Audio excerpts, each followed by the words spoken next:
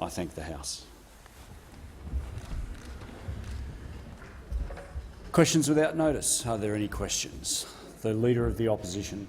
My question is to the Prime Minister. The Prime Minister claimed he began work on an anti-corruption commission 4 years ago. The Prime Minister pledged to legislate one 3 years ago. Why has the Prime Minister betrayed the Australian people and his own colleagues by breaking his anti-corruption pledge? The Prime Minister has the call. Thank you, Mr Speaker. I'm not going to take lectures from the Labor Party about anti-corruption, Mr Speaker. They'd be very well aware of the matters in Victoria at the moment, Mr Speaker, the matters in Queensland at the moment, Mr Speaker. I would have thought that the Labor Party, Mr Speaker, would not be coming in here today when integrity issues and in the lack of integrity being displayed by their colleagues, Mr Speaker, in seeking to sweep things under the carpet in those places are well on display in Victoria and in Queensland, Mr Speaker. But the gold standard, Mr Speaker, when it comes to corruption was the Labor Party in New South Wales, Mr Speaker, where they have so many ex-Labor ministers in prison, Mr Speaker, they could start a branch of the Labor Party in the Silverwater prison. And when they go to meet them, Mr Speaker, there at the Silverwater prison,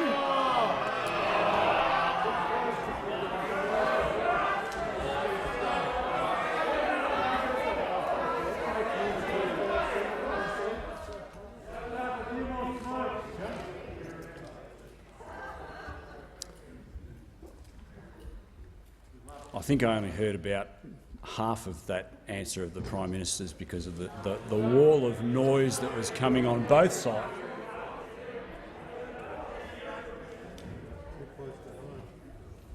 Because of the wall of noise on both sides of the House.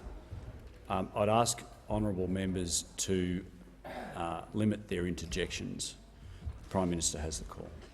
Speaker, the Treasurer just reminded me, Mr Speaker, that perhaps what I was saying then was a bit too close to home for the Labor Party.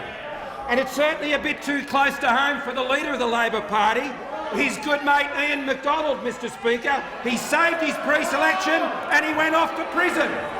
The Deputy Leader of the Opposition. Point of order, Speaker. Relevance. The question isn't an invitation for the Prime Minister to engage in the kind of spray that he is now.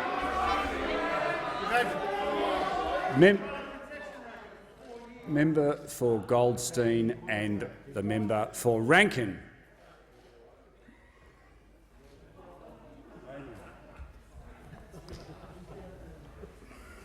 It's very hard to rule on relevance when I can't hear what's being said. I don't need advice from members on my right. Thank you very much. So I simply can't rule on the issue of relevance when I can't hear the answer that's being said. That comment on my left, or more an expression than a comment, is disorderly when it's directed to the chair. If it was directed to the chair, I'll give who I think was the member the benefit of the doubt. Seems like someone has a guilty conscience when I didn't even point them out. The Deputy Leader of the Opposition. Mr Speaker, the question goes to the government's lack of action in terms of putting in place an anti-corruption commission at a federal level despite undertakings that they had made. Now, there's not a single word that the Prime Minister has spoken in his answer to this question which has been going for 1 minute and 18 seconds which goes to that. Not one word.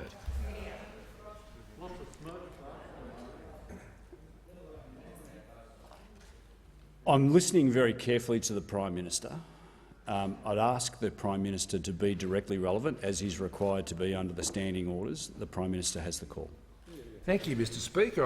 I'm responding to allegations from those opposite suggesting something very untoward about members on this side of the House.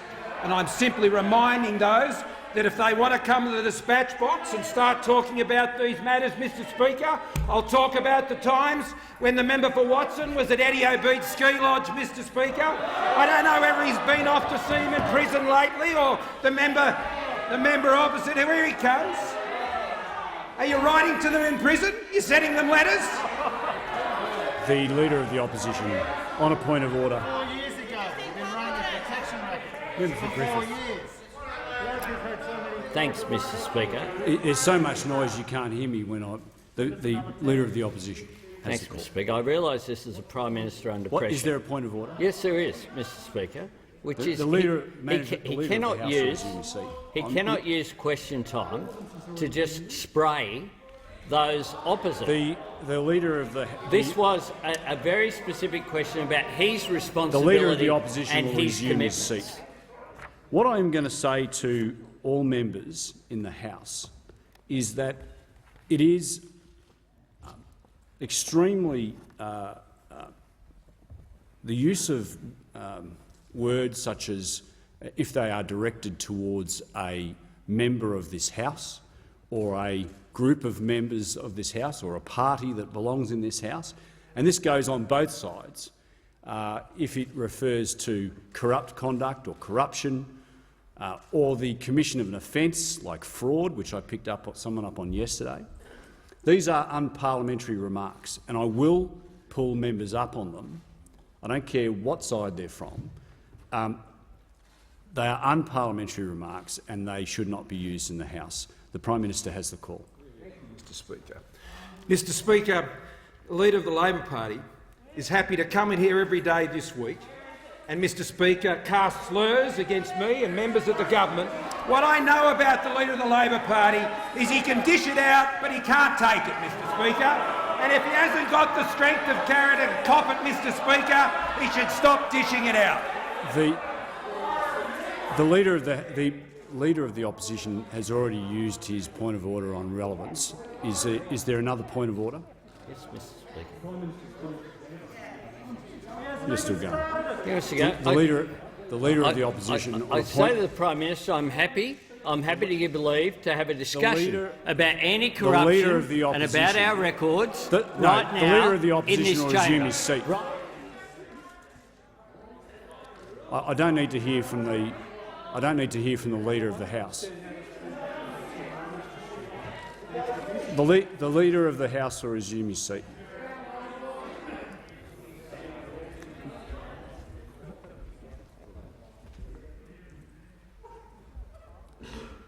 There is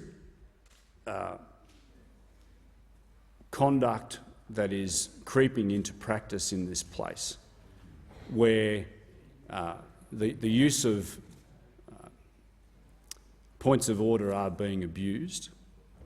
I will be pulling members up for points of order which are not valid, and if that keeps happening, then don't be surprised if you don't get the call. I'm trying my best to err on the side of caution and always give members that do rise to the dispatch box or otherwise the point of order, because that's, I think, a reasonable thing to do. But if that process is being abused, then there may be opportunities where you just simply don't get the call. I'm happy to hear from the Manager of Opposition Business. Mr Speaker, just briefly, because the context here does matter.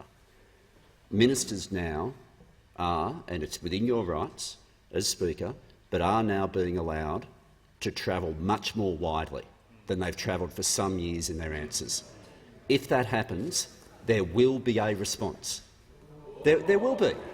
People will respond spontaneously. It will happen, and points of order will then be raised, because they will go to the order of the House when the House falls into disorder, which don't have to be on relevance. But the change in behaviour has happened directly at the same time that ministers have been given a much wider berth than has happened here for some years. Well, I thank the Manager of Opposition Business for that. One of the benefits of Christmas break is an opportunity to read Hansard, and I don't think there's been a significant change in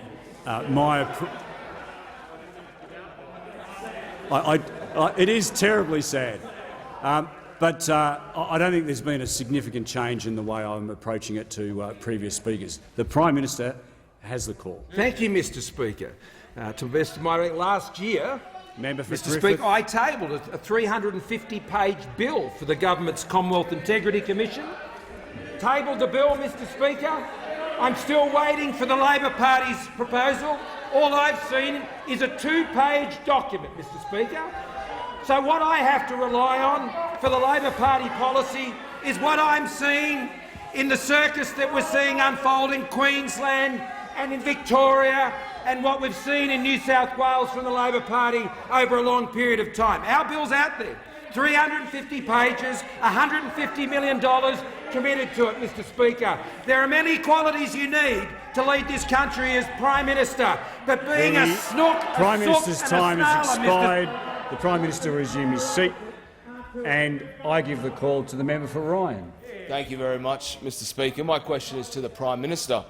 Will the Prime Minister please update the House on how the Morrison government is securing our recovery and building a stronger Australia by delivering on our plans to grow the economy, securing jobs and strengthening our ability to counter threats to our national security?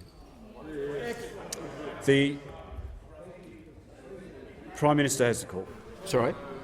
I thank the member for his question, and I thank him for his contribution to the Brisbane City Council, because he would know, as a former treasurer of that council, how important it is to manage the nation's finances well, which through this pandemic Australia has retained our AAA credit rating, having one of the strongest economies to emerge through this pandemic and set Australia up for the future. And that is demonstrated by the fact, Mr Speaker, that unemployment has fallen to 4.2%. And our goal is to achieve unemployment below 4% with a 3 in front of it this year, Mr Speaker, something that has not been achieved in this country for some 50 years. And, Mr Speaker, people getting in jobs changes lives, and that's why it's such an important part and the focus of our national economic plan. 1.7 million jobs have been created under this government, Mr Speaker. Mr Speaker, the unemployment rate has fallen for young people to less than 10%, the lowest rate since 2008. And 1 million more women are in jobs, Mr Speaker, as a result of the policies that have been pursued, the economic policies and the strong financial management of this government. Now, Mr Speaker, that national economic plan about lowering taxes, cutting red tape, secondly, investing in the skills and the infrastructure Australia needs to grow, skills which now see 220,000 trade apprentices in training, the highest level in Australia's recorded economic history since 1963, affordable, reliable energy, Mr Speaker, where we hit our targets for emissions reduction through technology, not the taxation approach favoured by those opposite, Mr Speaker, adopting emissions reduction targets that will cost jobs and put up electricity prices, Mr Speaker. Under our record, electricity prices have fallen by 8% over the last 2 years. Under the Labor Party, they went up by more than 100%. Mr Speaker, a top 10 digital economy by the year 2030 and a sovereign manufacturing capability in this country. We remember under the Labor Party, 1 in 8 manufacturing jobs were lost. But, Mr Speaker, a strong economy allows you to stand up for Australia and for our values in a world where we face foreign interference and coercion. You will not find our government, Mr Speaker, looking to appease those who would seek to coerce Australia. The Leader of the Labor Party, Mr Speaker, said he's happy to trade away and ask China to accept some, Mr Speaker, and stand by some of their coercion. The Leader of the Opposition on a point of order. Yes, Mr Speaker. These are serious issues regarding national security, and the Prime Minister should not make. The Leader of the Opposition. The Prime Minister should not be allowed. I'm sorry, I can't to hear. Members on my right, I cannot hear the point of order that is attempted to be made. The Leader of the Opposition, I can't hear what your point of order is.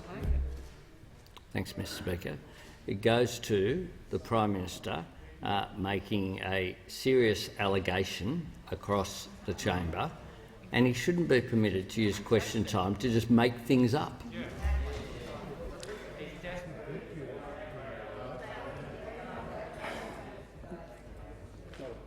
Well, there's no valid point of order because I couldn't hear it to start with. The Prime Minister has a call. Speaker, those who are seeking to coerce Australia and our region, Mr Speaker, do not want to see this government re-elected. They don't want to see us re-elected, Mr Speaker. They know who their candidate is in this election. It's the Leader of the Labor Party. The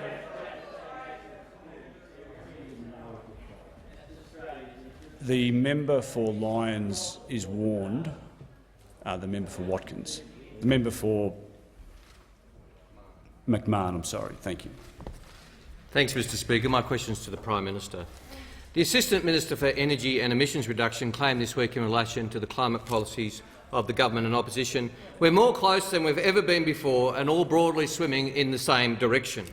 If that's right, why won't the government match Labor's Powering Australia plan to create more than 600,000 jobs, cut power bills and reduce emissions by 43% by 2030? The Prime Minister. Thank you, Mr Speaker. Because Labor policies put up electricity prices, Mr Speaker. Because Labor policies on emission reduction, Mr Speaker, close down manufacturing. It closes down the resources industry, Mr Speaker. It takes away people's livelihoods, Mr Speaker. They adopt targets, Mr Speaker, that they can't achieve by simply pursuing technology targets, and they have to pursue it by putting up the cost of electricity on households and on businesses and drive people out of jobs, Mr Speaker. That's why we don't adopt the Labor Party's policies. Under our policies, electricity prices have fallen by 8% over the last Members few on my years. left. Mr Speaker, the policies of the Labor Party that they would like us to adopt, last time they had those in place, Mr Speaker, electricity prices more than doubled by over 100%. So no, Mr Speaker, the Libs and the Nats are not going to be adopting the Labor Party's policies on emissions reduction, because the Labor Party's policies on emission reduction are the same as the policies of the Greens, Mr Speaker. And how do I know that, Mr Speaker? We know it from the Leader of the Greens himself. The Leader of the Greens knows that if the Leader of the Labor Party were to become Prime Minister of this country, he would be answering to the Leader of the Greens when it comes to climate policy. So if you're living up there in the Hunter, if you're living out in Latrobe, Mr Speaker, if you're up there in the Northern Territory or the resources industry in Western Australia, if the Labor Party seeks to form a government after this election, they'll be doing it with the Greens, and they'll be putting up the electricity prices, and they'll be selling out the blue-collar jobs of this country. Just before I call the member for Wide Bay, once again I'm going to have to make a general warning. I'm looking at some of the members that are principally responsible, but I'm issuing a general warning. So don't be surprised if you get ejected under 94A if you keep going. The member for Wide Bay. Thank you, Mr Speaker. My question's to the Deputy Prime Minister. Will the Deputy Prime Minister please outline to the House how the Morrison-Joyce government is delivering infrastructure projects and creating jobs in the regions through programs like the Building Better Region Fund? Is the Deputy Prime Minister aware of any alternative approaches? The Deputy Prime Minister has the call. Mr Speaker, I thank the honourable member for his question and note that I was with the honourable member in his electorate recently, and one of the great things of the Community Development Grants program was the Katie Rose Cottage Hospice at Wide Bay.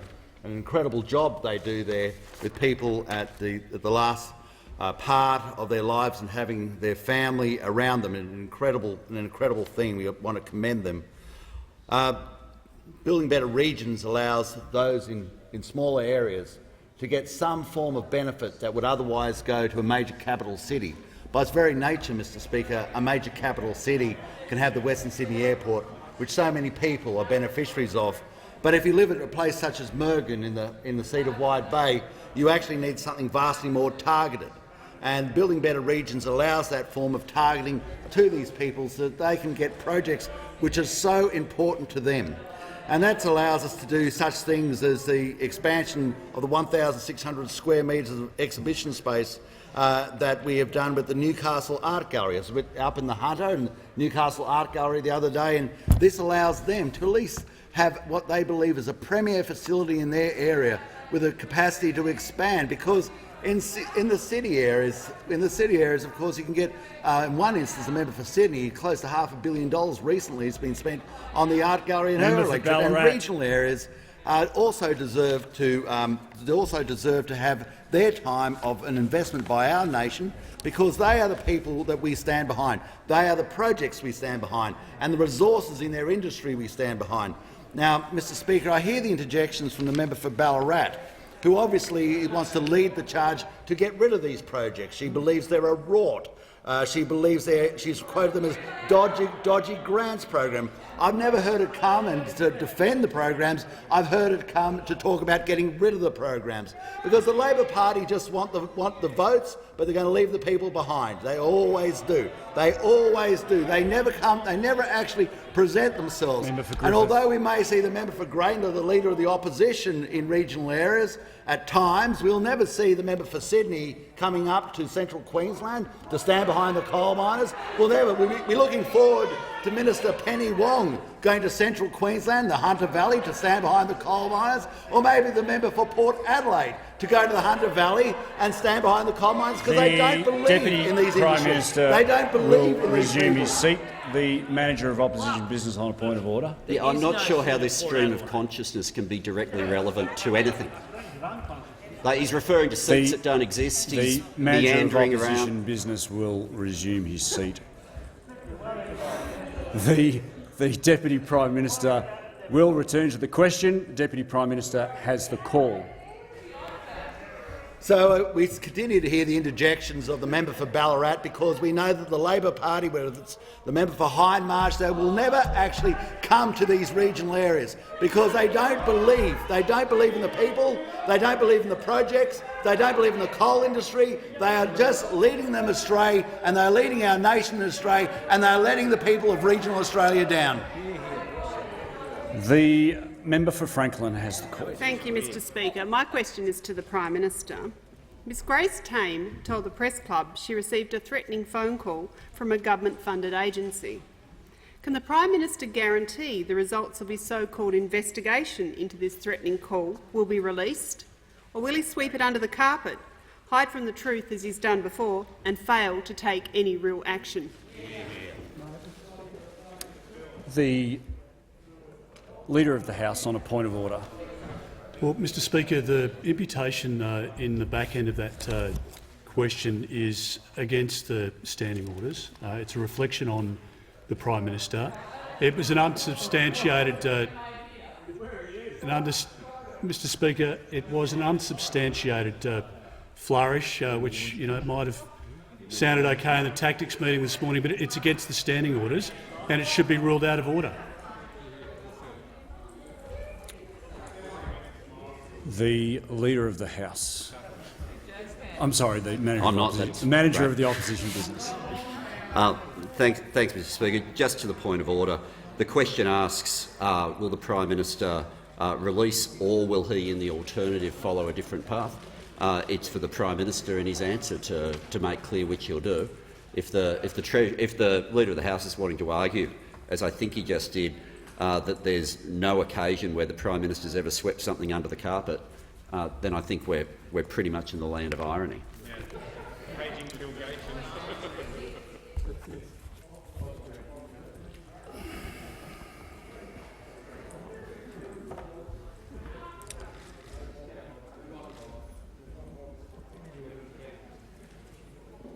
To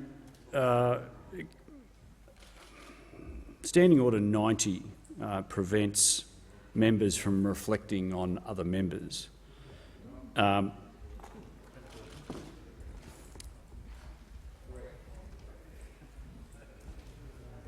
going to allow the question. Whilst it's sailing close to the wind, I think it is in order, and I'll give the call to the Prime Minister. Thank you, Mr Speaker.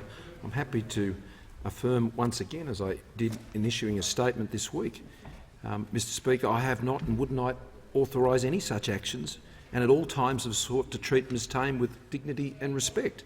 Mr Speaker, the first I became aware of that allegation was during the Press Club address when it was delivered. Ms Tame should always be free to speak her mind, in my view, Mr Speaker, and conduct herself as she chooses. I have made no criticism of Ms Tame, her statements or her actions. While Ms Tame has declined to name the individual, I would at least invite her to advise the government which government-funded agency she is referring to. The Australia Day Council has issued a statement saying they have no knowledge of any such interaction, and would be pleased to pursue the matter, Mr Speaker, if we had some knowledge of even the agency that has been referred to. Those comments were not made. I can't establish them. They were not made on my behalf, nor would they ever would be, and they were not made with my knowledge in any way, shape or form, or by my office. I and my government consider the actions and statements of the individual, as it was explained, as absolutely unacceptable. Inquiries can only be made where we can be directed, Mr Speaker, where those inquiries should be seeking to get answers to the matters that have been raised. And if anyone has any information on that, Mr Speaker, then I would encourage them to bring it forward so the matter can be properly addressed. The member for Kennedy has the Prime Minister, are you aware 93% of Australia's land mass contains 74% of our water, but only 1 million people?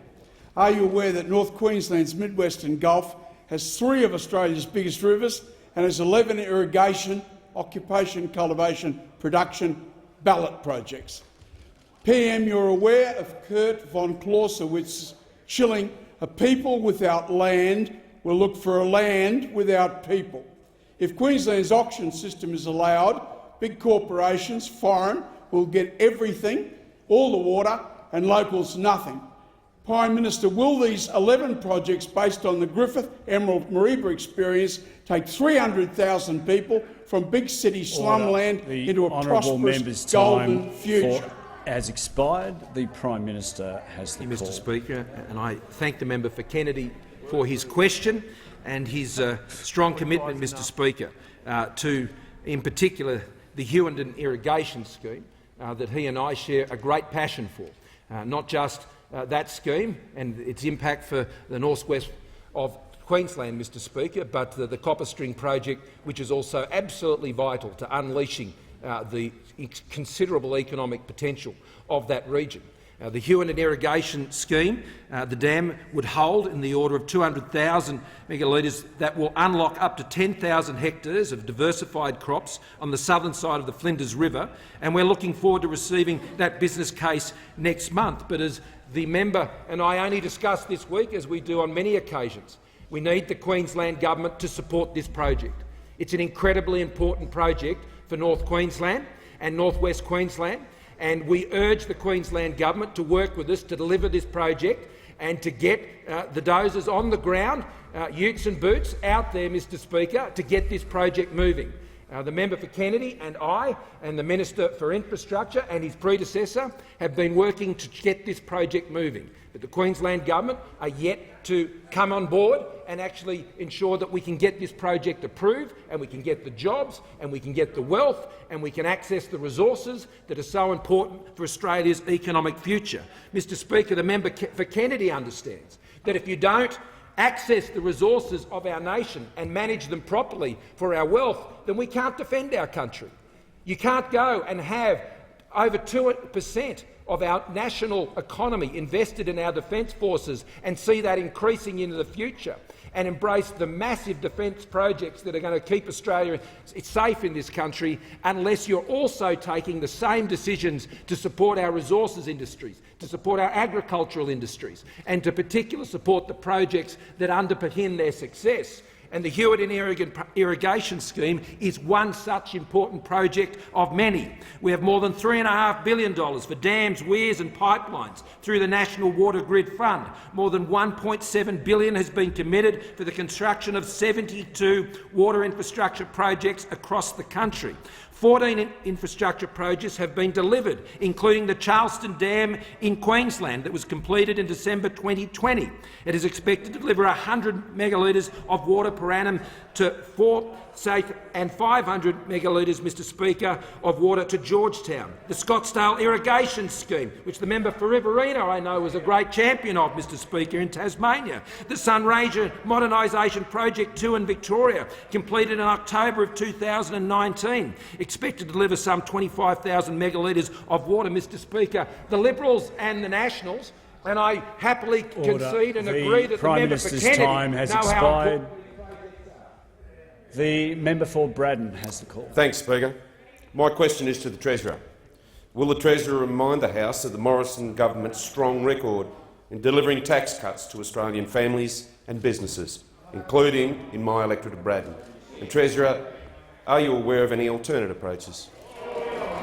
The Treasurer has the call. Well, Mr Speaker, I thank the member for Braddon, acknowledge his experience as a farmer, as a soldier, and committed to lower taxes, including for 40,000 of his constituents who are getting a lower tax, getting tax relief as a result of policies pursued by this side of the House. Now, Mr Speaker, at every turn we've sought to cut taxes. It's been a real priority for this government. Cutting taxes for families, so if you're earning $60,000 a year, you pay $2,160 less tax this year than you would have under the Labor Party. Cutting taxes for small business to their lowest level in 50 years, putting record incentives through our tax system for investment, which is helping to drive investment even through the COVID recession, and the patent box, which has been encouraging innovation in the biotech and the medical sector. But, Mr Speaker, we have been opposed by this Leader of the Labor Party every step of the way when it comes to cutting taxes. Indeed, this Leader of the Labor Party said when it came to cutting taxes for families, he said that we were cutting taxes for the top end of town, Mr Speaker. He described small business and families as the top end of town. And this Leader of the Labor Party has supported a carbon tax, a mining tax, a congestion tax, a retirees tax, a housing tax, Mr Speaker, higher taxes for income earners, higher taxes for superannuation, higher taxes on family businesses, and most damning of all, a death duty, Mr Speaker. Higher taxes. The Treasurer will resume his seat. The Manager of Opposition Business on a point of order. Mr Speaker, you made rulings on this yesterday. We're now got to the comic example of where the Treasurer is wanting to refer to something that apparently happened in 1991. Manager of Opposition That's before business, he'd even been sacked the of first Opposition time. Business. There's no valid point of order. I have pulled the Treasurer up in the past on alternative approaches, but he is entitled, on the basis of the question that's been asked, to explore alternative approaches, and that's what he's doing. He's not engaging at this point, and I hope he doesn't, on any character assessments. The Treasurer has the call. I take this interjection for the Leader of the Opposition. He says we're making it up. The Leader of Opposition Business said we've invented things. This is what the Leader of the Opposition has said at a Labor conference. Comrade Chair, I'm pleased to move the resolution in calling upon the government to consider the imposition of an inheritance tax, Mr Speaker. I'm not making it up. That's the Leader of the Opposition's own words. Oh, no. Oh, no. The Deputy Leader of the Opposition on a point of order. Yeah, point of order, Mr Speaker. I'm sorry, I didn't hear the point of order. Well, he's defying your ruling. No, he's not. No, The leader. How can it possibly be an alternative approach when he's talking about something which happened in 19... The Deputy Leader of the Opposition will resume his seat. The Treasurer has the call. Mr Speaker, I refer the Leader of the Opposition to a very good article on the front page of The Australian today titled Anthony Albanese's Historic Battle Cry in War on Family Wealth, where it says he insisted people earning incomes of more than $100,000 did not actually earn them, and that accumulated income in the form of capital is for all socialists at least part of the source of many social injustices. The Leader of the Opposition on a point of order. Yes, Mr Speaker. Just before you make your point of order, There's so much interjection in the House on both sides. On the Leader of the Opposition. The point of order, Mr Speaker, is that the Treasurer was just quoting former Senator Robert Ray, not myself. The Leader of the Opposition. We don't look like each other, Mr Speaker. The Leader of the Opposition will resume his seat.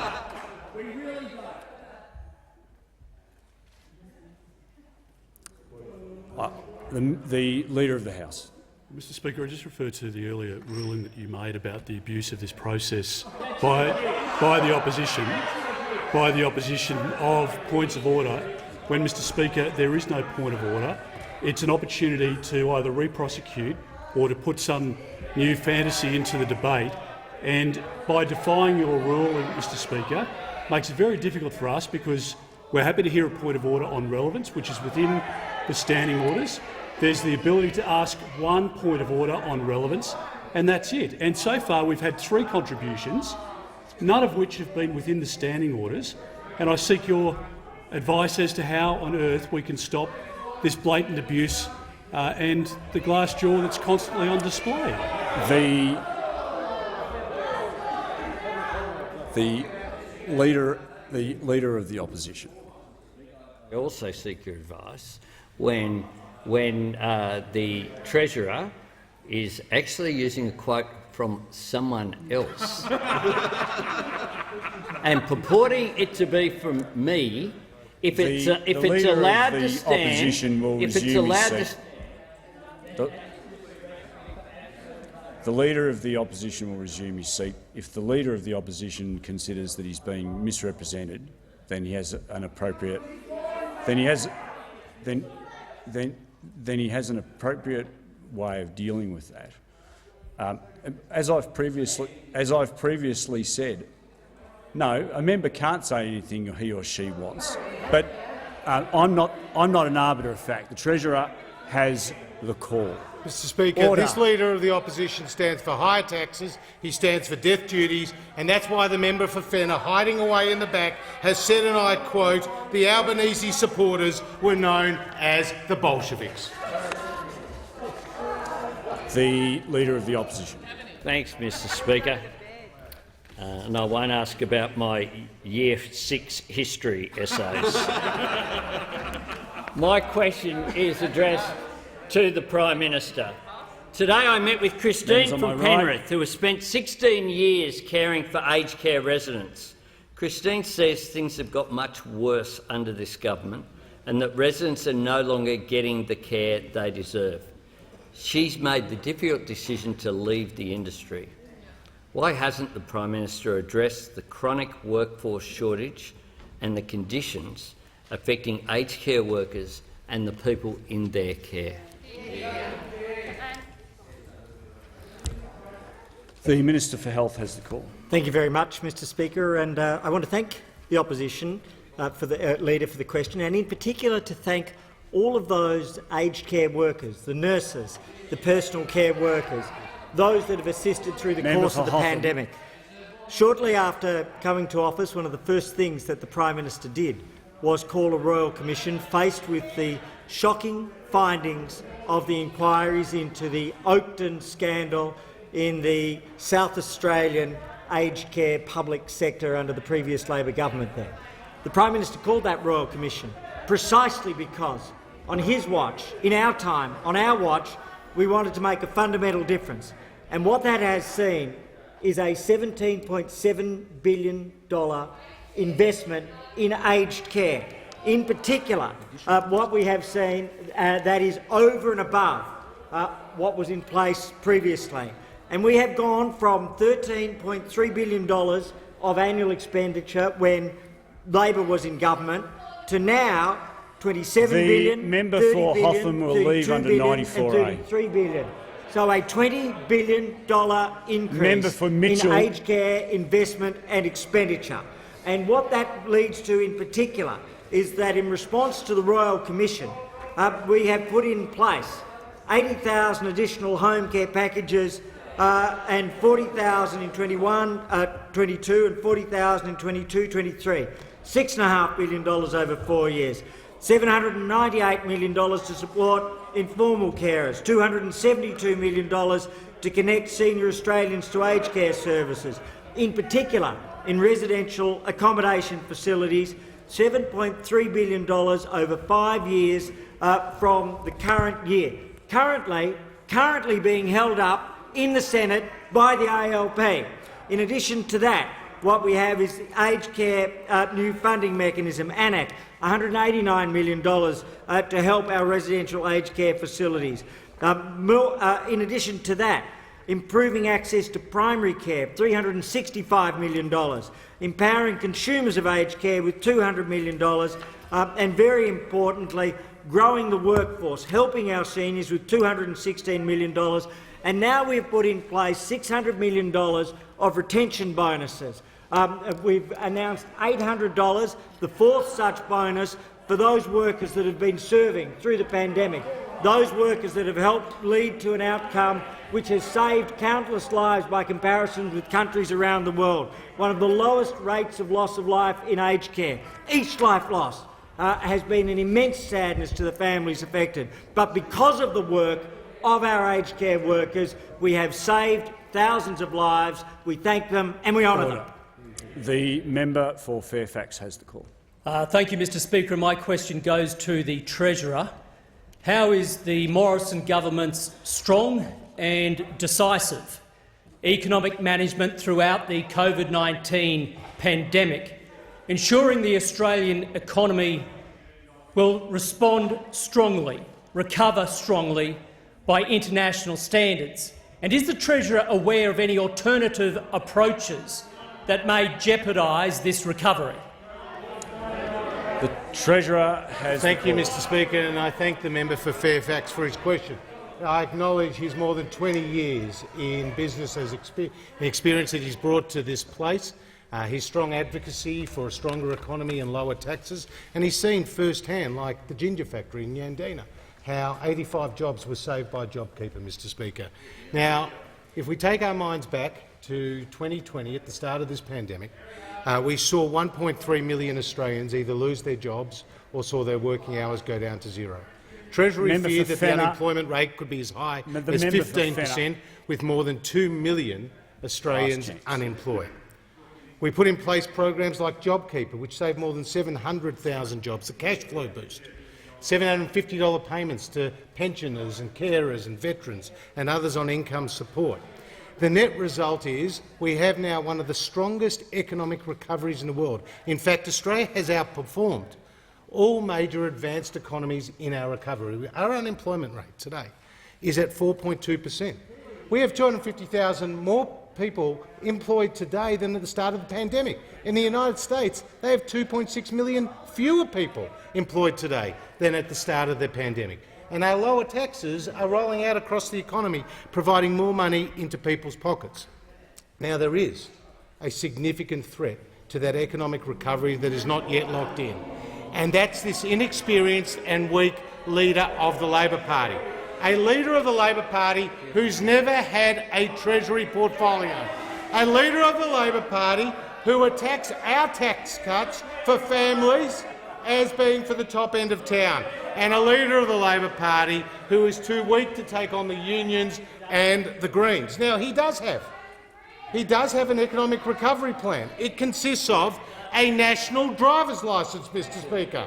It consists of taking fuel excise off electric vehicles. The only problem is there is no fuel excise on electric vehicles. And of course there's a $6 billion cash splash to give people money who have already had the jab. But the reality is they talk a big game in opposition, they deliver very little in government. They talk about secure work, but unemployment was 5.7% under Labor, it's 4.2% under us. They talk about higher wages, yet real wages were falling under the Labor Party. They talk about a lower cost of living, yet electricity prices double. They talk about lower debt, yet they've promised more than $80 billion of extra spending, and that's even so far. And they talk about lower taxes, and they took to the last election $387 billion of higher taxes. So this weak, inexperienced leader of the Labor Party is a major threat to the Australian economy. The Treasurer will resume his seat. I've spoken to the Treasurer about that once, in fact more than once before.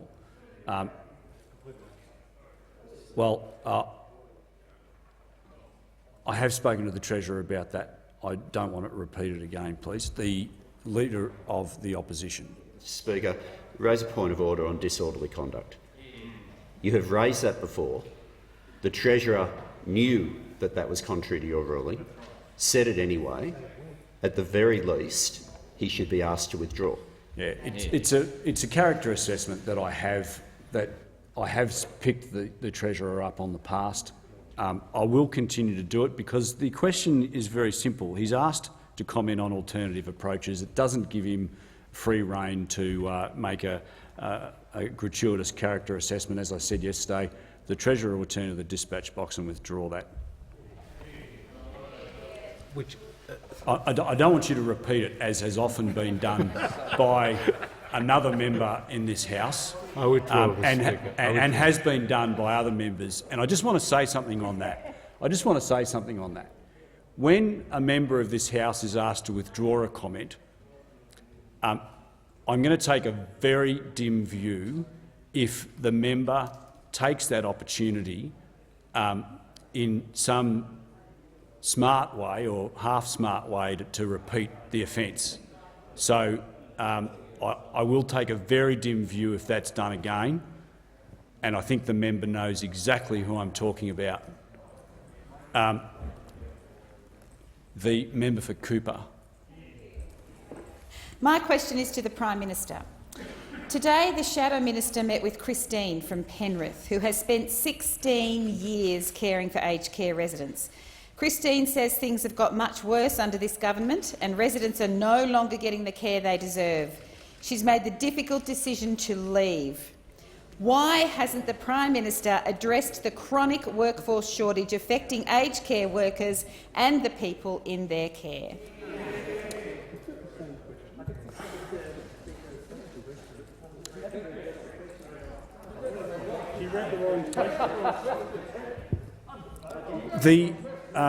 The question that the standing orders do prevent the same question from being asked again. Well, it certainly seemed identical.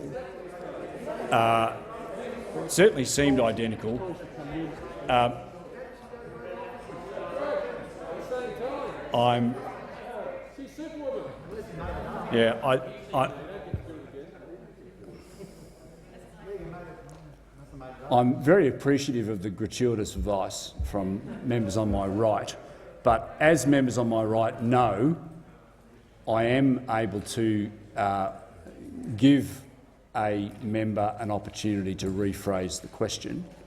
But on this occasion, it's not a matter of rephrasing the question. That question was out of order because it was, to the extent that I'm able to tell. I don't have the wording in front of me, but it certainly seemed identical. Speaker. I think the House accepts your mea culpa, the member for Cooper. I will give the member for Cooper the call on this occasion.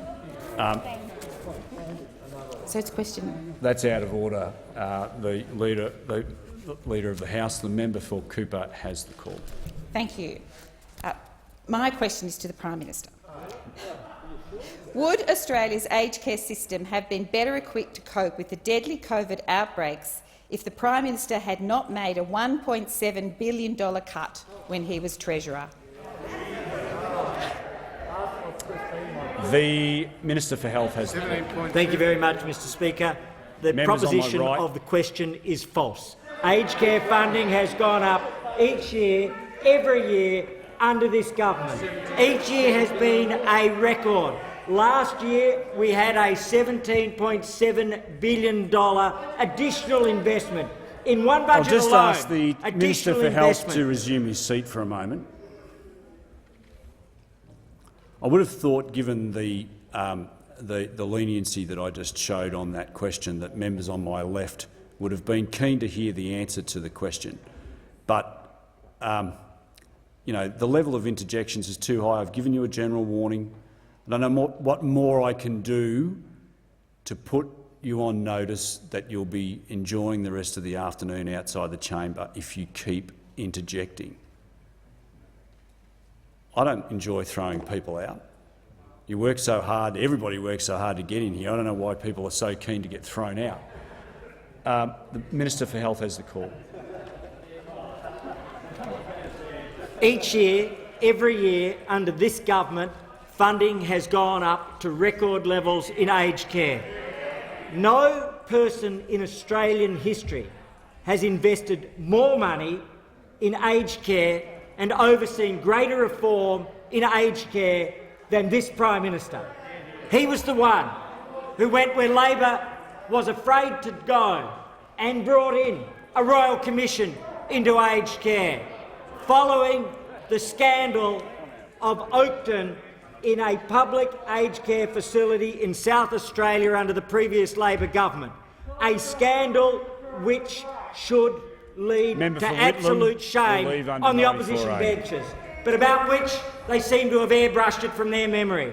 But as a consequence, the Royal Commission called out historic neglect, called out an intergenerational challenge that this country has faced, and the response has been an investment going from $13 billion, increasing now, as we see it, to $27 billion, to $30 billion, to $32 billion, to $33 billion, a $20 billion increase from when Labor was last in government to the end of the current forward estimates, are going to be increased in this year's budget.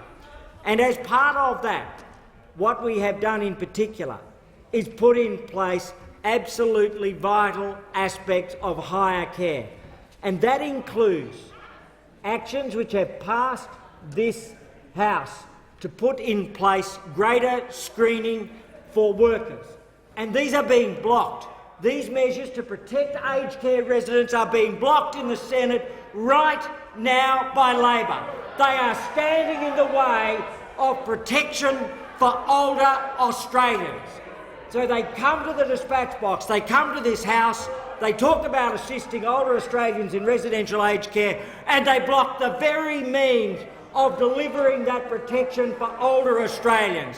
They have learnt nothing from Oakton, they have learnt nothing from their failure to invest when they were in government, and they have learnt nothing from what has occurred in other countries around the world, where we see that Australia has one of the lowest rates of loss of life in aged care.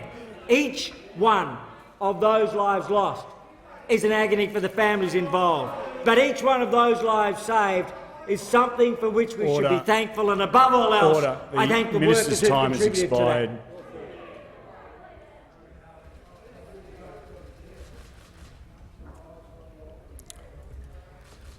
I know we're all tired. Everybody's tired. It's been a very long 48 hours. Let's just try and get through it. The member for Robertson has the call. Thank you, Mr Speaker. My question is to the Minister for Defence. Will the Minister update the House on how the Morrison government's actions to create and maintain strong defence regional security relationships keeps Australians safe and secure, and is the Minister aware of any alternative approaches? The Minister for Defence has the call. Thank you very much, Mr Speaker. I want to say thank you very much to the honourable member for her question and for the support that she provides to veterans in her local community. Mr Speaker, we know that our nation is facing the most complex and potentially catastrophic regional security environment since the Second World War. The threat now posed by the Chinese government aggression is very real, and, Mr Speaker, it's growing.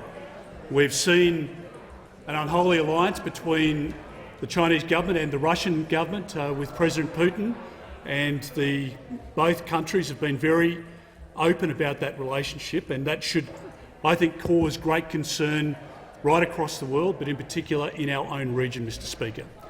And we have worked very closely together with partners. We have an incredible alliance through our Five Eyes with our AUKUS partners.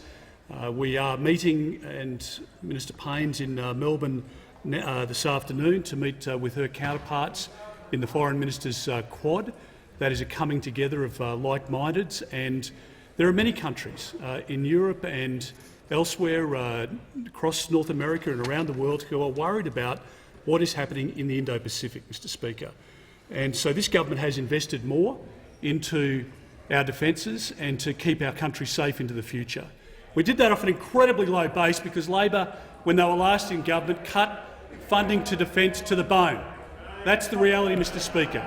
They want to pretend now that somehow there's no difference between the two parties when it comes to defending our nation in the next decade and the decade beyond. Nothing could be further from the truth, Mr Speaker. If anybody has been less prepared to put themselves forward as a potential Prime Minister of this country when it comes to the issue of national security, I'm not aware of anyone less prepared, maybe apart from Mark Latham, than this man, Mr Speaker. Will leave under 94A. No, I'm sorry, not member for Brand. The member for Paterson will leave under 94A. And Mr Speaker, we now see evidence, Mr Speaker, that the Chinese Communist Party, the Chinese government, has also made a decision about who they're going to back in the next federal election, Mr Speaker. Now, that's open. That is obvious, Mr Speaker. The Leader of the House, they have picked this bloke as their candidate, Mr Speaker. The Leader of the House will resume his seat. The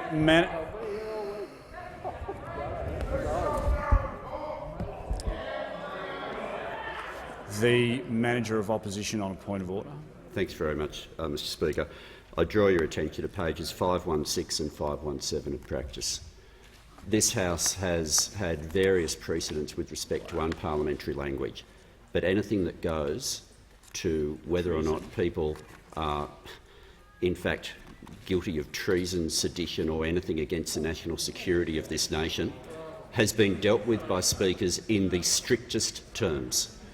Now, the Leader of the House, who, given that he's the Leader of the House, is meant to know this better than anyone on that side, eyes wide open, is going right there.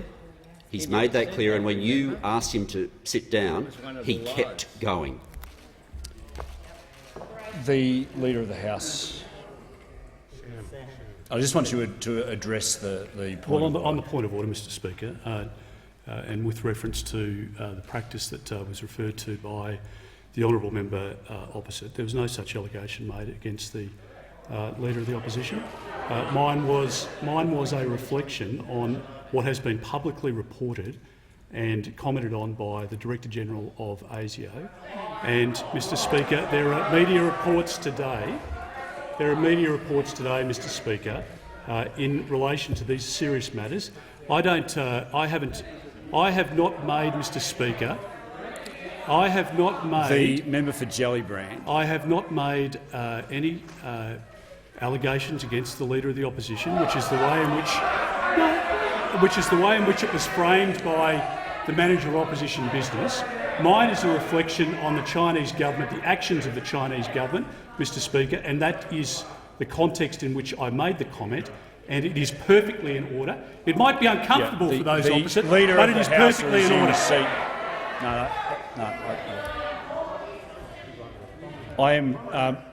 I'm very familiar with the provision that the Manager of Opposition Business refers to on page 517. In fact, I spoke about it in question time today, about references to corruption, deliberate dishonesty, etc. And the previous speakers have ruled on things such as sedition and treason.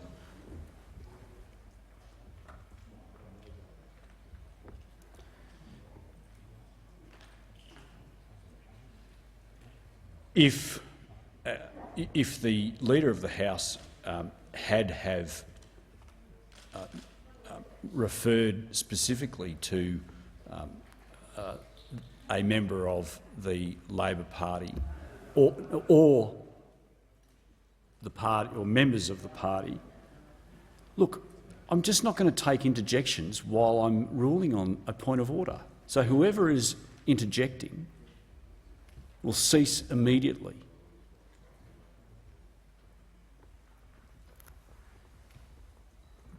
Part of the problem in this role is when the level of interjections are so high, I can't hear exactly what is being said. Now, I didn't hear the Leader of the Opposition say anything that would have offended this particular the Leader of the House, that would have offended this provision, or the way that the House has dealt with these issues of inappropriate or alleged inappropriate conduct. So I'm going to give the call to the Leader of the House. I'm going to listen very. No, I'm going to give the call to the Leader of the House. No, I'm going to give the call to the Leader of the House. The Leader of the Opposition can resume his seat. I'm going to listen very carefully. But you know, if you want me to rule on these things, you've got to allow me the opportunity to actually hear what's being said.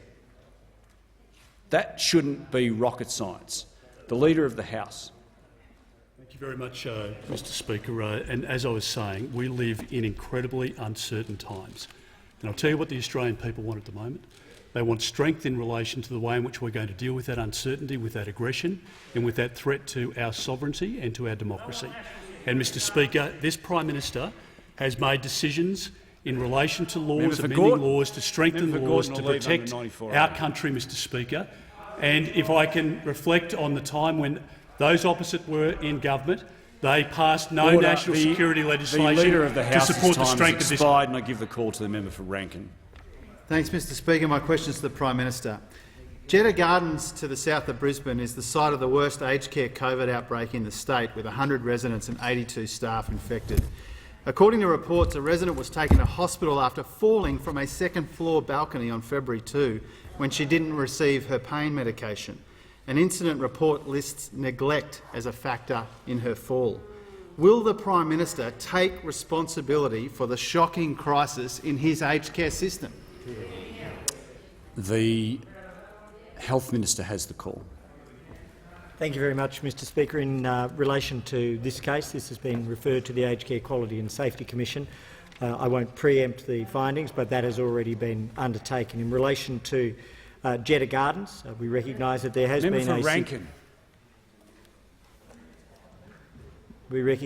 has been a significant outbreak, and the actions taken by the Department of Health and the government include a Department of Health case manager put in place, the Metro South Pacific Health Unit, nurse navigator allocated, Aspen Clinical First Responder, Older Persons Advocacy Network engaged, the Aged Care Quality and Safety Commission engaged, the surge workforce of Aspen, 1 lead, 4 resident nurses, 2 personal care workers plus 1 Healthcare Australia worker. The Community Business Australia engaged. We've had additional security put in place, and in particular the Aged Care Quality and Safety Commission has mandated a nurse advisor support for training, and sonic pathology has been in place periodically since the 7th of January. As early as the 7th of January, a notice to agree was put in place by the Aged Care Quality and Safety Commissioner. In addition to that, we have 15,120 P2 or N95 respirators which have been provided, 7,600 gowns, 36,000 gloves, 3,000 protective goggles and 5,580 rapid antigen tests. All of these have been put in place as part of the process to ensure that there is a rapid response. In terms of the individual, I would be very happy to provide the details to the House once the Quality and Safety Commissioner has completed her investigation. I know in particular that the Commissioner has taken this and other cases around the country very seriously. There have been over 19,000 site visits or reviews by the Commissioner over the course of the last 2 years, and this has been one of the important actions which has been put in place. Indeed, the Commission was established by this government. In addition to the Royal Commission, a permanent standing Aged Care Quality and Safety Commissioner, funded, expanded under this government, under the leadership of the Prime Minister, and this is something which we regard as a critical and fundamental role. And so again, I want to thank all of the nurses, all of the personal care workers and all of those who have helped Australia have one of the lowest rates of loss of life in aged care. And I think that is a very important thing to understand, that as we face real challenges, what our nurses, what our personal care workers, what those involved in aged care have achieved is to save lives on a scale The which Minister's time has expired, and I give the call to the member for Lindsay. Thank you, Mr Speaker. My question is to the Minister for Home Affairs. Will the minister please update the House on how the Morrison government is keeping Australians safe in an increasingly complex threat environment, and especially the steps we are taking to counter violent extremism in all its forms? The Minister for Home Affairs has the call. Well, thank you, Mr Speaker, and I thank the member for her question, and I thank her for the dedication that she has shown to make sure that her community remains safe and secure. Now, last night the Director-General of Security presented his annual threat assessment, and his assessment is that our terrorist threat level remains at probable, which is where it has been for a number of years now. What that means is that there is credible intelligence that there are people out there who have the intent and the capability to do us harm. Now, our security outlook has for some time been complex, challenging, and it has been changing. And as the Director-General said last night, the pandemic has added another level of complexity to our security outlook. What we've seen is that people have had increased time to be online, and that has created a number of security challenges for us. Now, as the Director-General said again last night, he said online radicalisation is nothing new, but COVID-19 sent it into overdrive. Now, that's why the Morrison government has taken steps to make sure that our agencies are well resourced, and just earlier this month I announced an extra $61.7 million for measures to counter violent extremism. Now, our investment in some very practical programs within local communities include early intervention and rehabilitation programs with a focus on regional and rural Australia.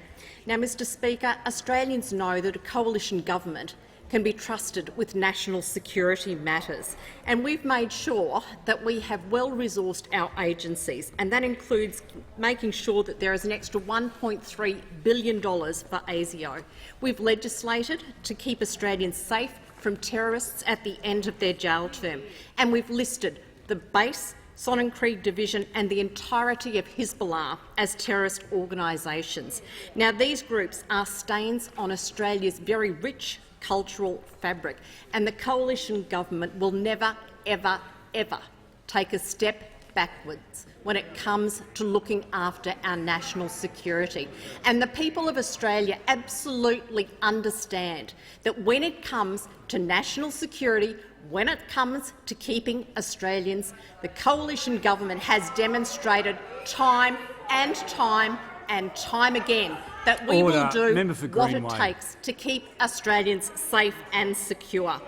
Now, we have always taken a responsible approach to national security, and we will not stop. We will keep doing everything to look after Australia. The member's time has expired. The Prime Minister. Speaker, I ask that further questions be placed on the notice paper.